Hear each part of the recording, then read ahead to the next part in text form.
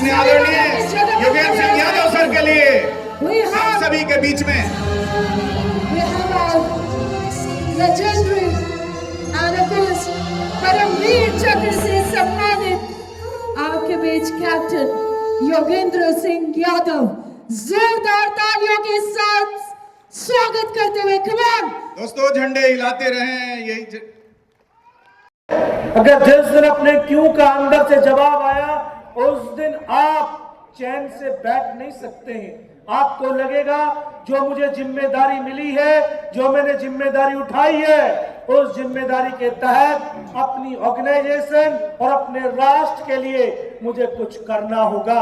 और जब हम करते हैं तो संघर्ष में तो दर्द तो होगा, दर्द तो होगा, पैरों में छाले भी पड़ेंगे, सर्दी भी लगेगी, गर्मी की लू भी लगेगी, लेकिन रुकना नहीं है। ये देश ने कोई बेटे और बेटियां पैदा नहीं किया है, इस देश ने तो शिंगनी और शेर पैदा किए। और ये सिंगनी और शेर किसी मौसम में, किसी भी हालात में रुकते नहीं हैं और हम हमेशा आगे की तरफ बढ़ते हैं। युद्ध तो एक जीवन का एक हिस्सा है, तभी तो किसी कवि ने कहा है कि युद्ध नहीं जिनके जीवन में वो तो बड़े अभागे होंगे, या तो प्रण को तोड़ा होगा या फिर रण से भागे होंगे। हम रण से भागने वाले नहीं हैं, हम रण में जीत दर्ज करने वाले हैं। और ये हमने 1948 से 2025 तक देखा है कि किस तरह से युद्ध में जीत दर्ज की जाती है। ये हमसे बेहतर और कोई जान नहीं सकता है, कोई नहीं जान सकता है। हमें तो युद्ध जीतने आते हैं, तो युद्धों में तो कष्ट तो होंगे, लेकिन कष्ट के बगैर ये जिंदगी में जब तक संघर्ष नहीं है तो ये जिंदगी नहीं है। ईसीजी तो कराया होगा कभी है? ईसीजी में तो इस तरह की तरंगे होती हैं। डॉक्टर क्या कहता है, अगर इस तरह की तरंगे हैं तो हार्ट बीट चल रहा है, इंसान जिंदा है। अगर इस तरह की रेखा आ जाए तो गया। तो क्या कि इंसान का जीवन सरल सुगम रेखा के समान नहीं है। इंसान का जीवन ऊंचाई और नीचाई, कठिनाई और समस्याओं से परिपूर्ण है, और जो इससे लड़ रहा है वही तो जिंदा है, बाकी तो सब मृतक के समान है। और हिंदुस्तान के नागरिक, हिंदुस्तान के ये शेर और सिंगनिया हमेशा जिंदा होने का अपना प्रतीक जगाते हैं, अपना ये दर्शाते हैं कि हम जिंदा हैं, दहाड़ते रहते हैं। तभी तो एक किसी कवि ने कहा है कि वो पथ क्या, पथिक कुशलता क्या, जिस पथ बिखरे सूल न हो, उस नाविक की धैर्य परीक्षा क्या, जहां धाराएं प्रतिकूल न हो। अरे नदी के बहाव के साथ साथ तो कोई भी जीवन की नाव को खे सकता है, लेकिन नदी के बहाव के विपरीत जीवन की नाव को खेना, सच में ये कौशलता आपके मेहनत, दृढ़ संकल्प को दर्शाती है। ये आपके अंदर कमिटमेंट पैदा करती है, और कमिटमेंट की ताकत पता कितनी होती है, कितनी बड़ी ताकत होती है। एक कमिटमेंट, अगर उस कमिटमेंट पर आपने दृढ़ संकल्पित होना सीख लिया। महाभारत देखी होगी ना, उसमें एक पात्र थे पिता में भीष्म। क्या किया था जीवन में, प्रतिज्ञाएं की थी, कमिटमेंट ही किया था। उन्होंने प्रतिज्ञा और कमिटमेंट की बदौलत उन्होंने इंद्रियां ही नहीं, अपनी मौत को अपनी मुट्ठी में बांध लिया था। आपने सुना भी, पढ़ा भी, देखा भी होगा, अर्जुन ने इतने बाण उनके शरीरों पर मारे थे, रोम रोम बाणों से बिध गए थे, लेकिन अर्जुन उनके प्राणों को नहीं हर पाया था। ये कमिटमेंट की ताकत थी, ये कमिटमेंट की ताकत थी। और ये शख्स आज आपके सामने जो बोल रहा है, ये कमिटमेंट की बदौलत बोल रहा है, वरना 17 गोलियां लगने के बाद,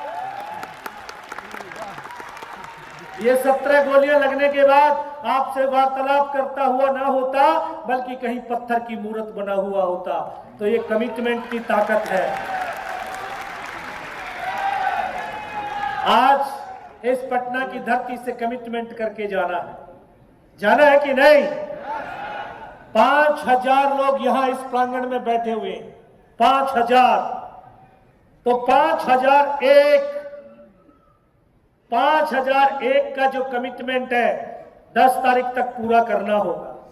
कर देंगे? अरे वाह, मैं इसीलिए तो आया हूं, कमिटमेंट के लिए तो आया हूं। तो कमिटमेंट की इतनी बड़ी ताकत है, हम इतनी कमिटमेंट करेंगे तो हम अपने जीवन में बहुत ऊंची बुलंदियों तक पहुंच जाएंगे। हम ये आता कहां से है? जब हम कुछ पढ़ते हैं, सुनते हैं, देखते हैं, जिस तरह से आपको अलग अलग तरह की स्कीम्स और उसको पूर्ण करने के जो फॉर्मूले आपके सीनियर्स ने बताए, बस वो देखिए, सुनिए, तभी एक मन और मस्तिष्क के अंदर भाव जागृत होता है कि हमें कुछ करना है। मैंने तो 6th क्लास में एक ऐसे योद्धा की कहानी को सिर्फ पढ़ा था जिसने अकेले 1965 में पाकिस्तान के 8 पैटर्न टैंकों को ध्वस्त कर दिया और 90 पे निशाना लगाते लगाते मां भारती की गोद में सो गए। जानते नाम जानते? वीर अब्दुल हमीद। उस योद्धा की कहानी को पढ़ा, मन में एक जिज्ञासा, एक भाव जागृत हुआ, मुझे भी फौज में जाना है। लेकिन अपने आप से पूछा, क्यों जाना है? अंदर से एक आवाज आती है, युद्ध लड़ना है, युद्ध लड़ना है। 10 साल का बच्चा युद्ध के सपने देखना नहीं, उनको जीना शुरू करता है। मैं भी एक किसान का बेटा हूं, खेत खलियानों में काम करके बड़ा हुआ, खेत खलियानों में काम करता रहा, पढ़ता रहा, बढ़ता रहा, 11th पास किया, 12th में आया था, मात्र 16 साल 5 महीने की अवस्था में फौज में भर्ती होकर के चला गया। फौज की ट्रेनिंग आग की तप्त भट्टी होती है, आग जलाती नहीं है, आग पिघलाती भी है। जितने भी आप अपने इर्द गिर्द जो भी आप आभूषण पहनते हैं, ये सब आग में पिघल करके एक नए रूप में परिवर्तित होते हैं। तो ये एक पार्ट ऑफ ट्रेनिंग है जो आपको आज सिखाया जा रहा है, बताया जा रहा है कि किस तरह से अपने आप के विचारों को परिवर्तित करके अपने लक्ष्य की तरफ कैसे बढ़ा जाता है। तो वो ट्रेनिंग इसलिए दी जाती है, इसलिए उस आग में तपाया जाता है ताकि एक सिविलियन एक फौजी के रूप में परिवर्तित हो जाए। और फौजी जिस तरह से 140 करोड़ हिंदुस्तानियों का विश्वास SBI लाइफ के ऊपर है, वैसे ही 140 करोड़ हिंदुस्तानियों का विश्वास और भरोसा एक फौजी के ऊपर है।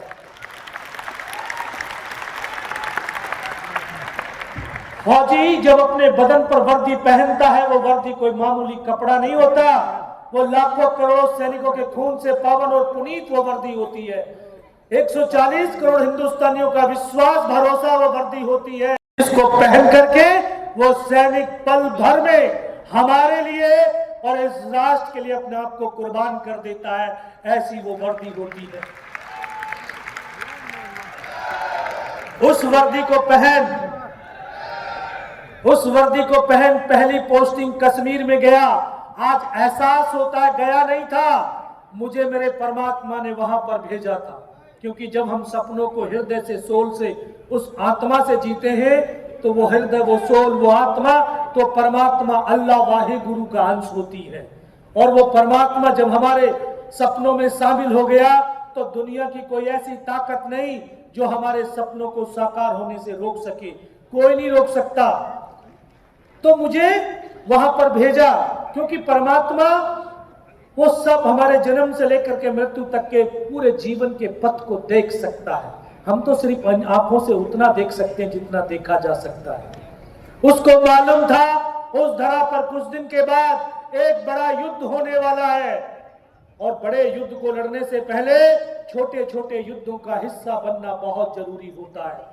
जैसा आप जानते होंगे, कश्मीर की धरती पर 1990 से आज तक हिंदुस्तान की फौज दहशतगर्दों के साथ, मिलिटेंटों के साथ एक युद्ध लड़ती चली आ रही है। उस युद्ध का हिस्सा बना, धीरे धीरे धीरे समय व्यतीत हुआ।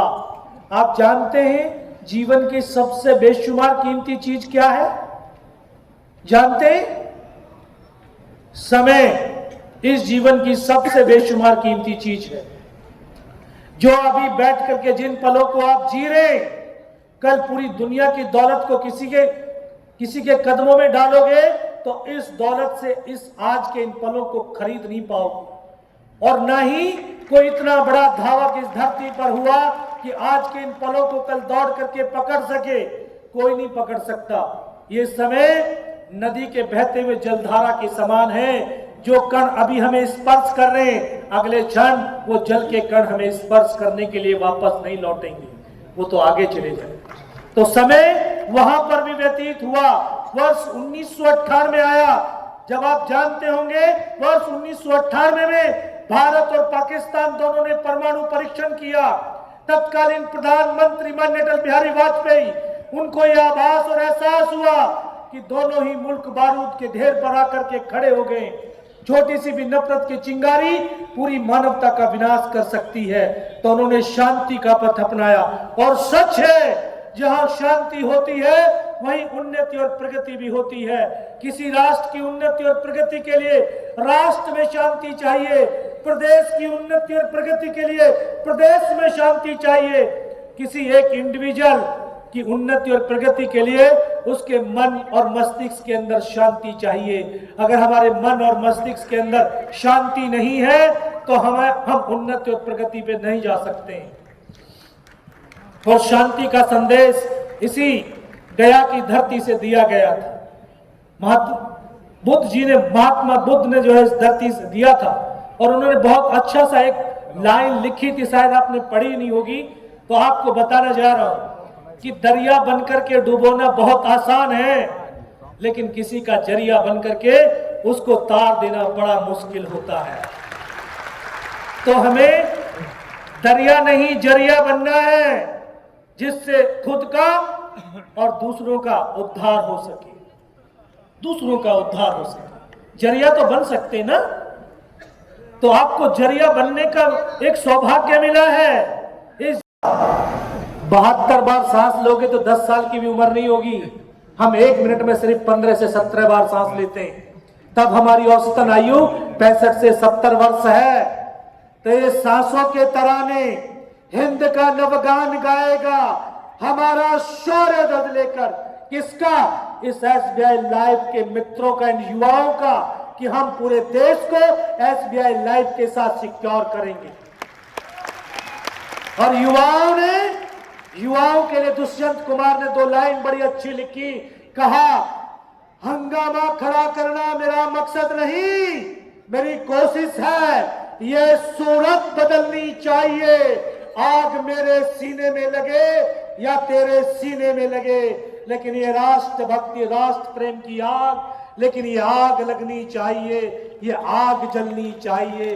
तो हमारा शौर्य ध्वज लेकर वो चंद्रयान गाएगा। हमारे प्राण माता भारती के पक्ष समर्पित हैं। हमारे लहू का हर कतरा हिंदुस्तान गाएगा, हिंदुस्तान गाएगा। जय हिंद, जय भारत। बहुत बहुत धन्यवाद। Thank you so much.